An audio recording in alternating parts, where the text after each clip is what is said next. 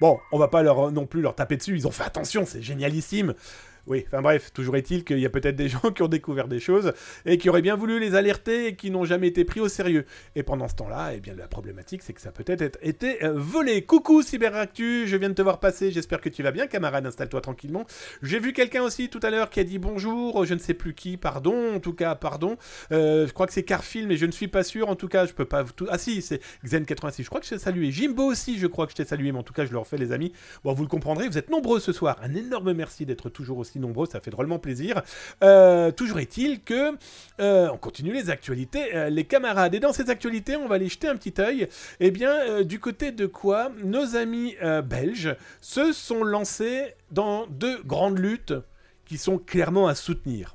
Alors que tu sois québécois, que tu sois luxembourgeois, que tu sois suisse, que tu sois français, ben voilà, soutenons aussi nos camarades belges qui ont lancé, eh bien, deux grosses opérations. La première, c'est IBBT. Je vais essayer de le dire correctement, l'Institut belge des services postaux et des télécommunications. Je vous mets le lien sur Twitch si ça vous intéresse. Et si tu es belge, eh ben, va leur donner un petit coup de main. Et si tu es sur YouTube, tu auras le lien dans le descriptif. Pas de panique, après avoir cliqué sur la petite cloche et le petit pouce. T'abonner, c'est 2 à 3 vidéos dédiées à la cybersécurité par jour. Installe-toi tranquillement, c'est fait pour toi. Alors justement, c'est quoi que propose l'Institut belge des services postaux et des télécommunications? Eh bien c'est simple, ils font un appel à candidature pour le projet Stop Phishing par email.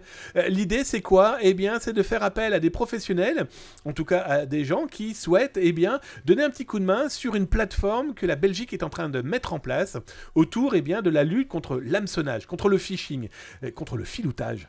Pour les Québécois. C'est plutôt intéressant parce que, souvenez-vous, vous retrouverez ça d'ailleurs dans les rediffusions sur YouTube, je vous ai parlé de la même plateforme qui est en train de mettre en place la Russie.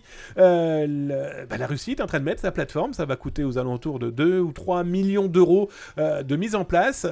Bon bah voilà, la Belgique fait exactement la même chose. Ça prouve que il faut une équipe, il faut de la communauté, il faut du communautaire autour du phishing. Alors, on va pas se voiler la face, hein. Il n'y aura jamais rien qui bloquera à 100% eh bien, ce type de cyberattaque. Hein. Ça paraît évident, hein. C'est pas parce que vous avez bloqué un URL qu'il n'y en a pas 10 qui vont apparaître derrière. Mais il faut clairement saluer cette opération lancée par nos amis belges.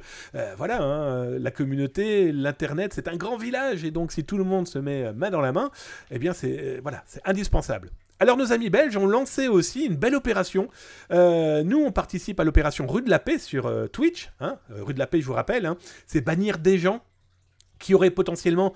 Non, qui n'ont pas potentiellement, mais qui auraient des propos clairement misogynes, clairement sexistes, clairement xénophobes. Bref, des gens qui n'ont strictement rien à faire dans la communauté du numérique et des geeks, en tout cas des gens qui veulent partager et créer des communautés sympathiques. On peut être en désaccord, on peut s'engueuler, on peut... Voilà. Mais il est hors de question que ce genre de propos, de façon de vivre numérique, souvenons-nous de notre ami Sopalin, voilà. Non, qu'ils vivent dans leur monde, mais pas...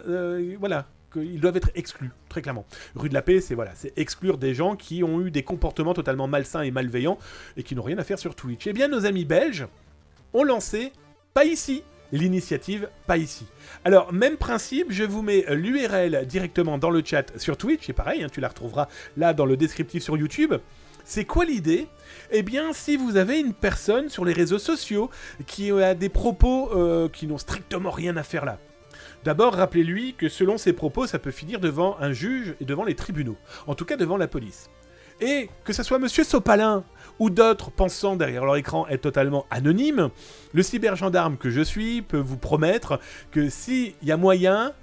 il y a moyen de les faire pleurer aussi devant eh bien, un juge qui va leur expliquer que peut-être que leur vie future risque d'être un petit peu, alourdie par un casier judiciaire, par exemple. Parce que avoir des propos négationnistes, des propos racistes, avoir des menaces diverses et variées, comme des menaces d'attentats dans des écoles, ça peut coûter très cher.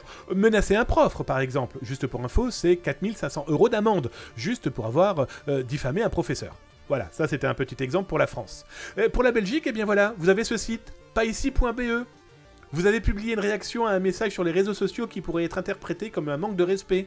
C'est la raison pour laquelle le gestionnaire de cette page vous a renvoyé vers l'initiative Pas Ici.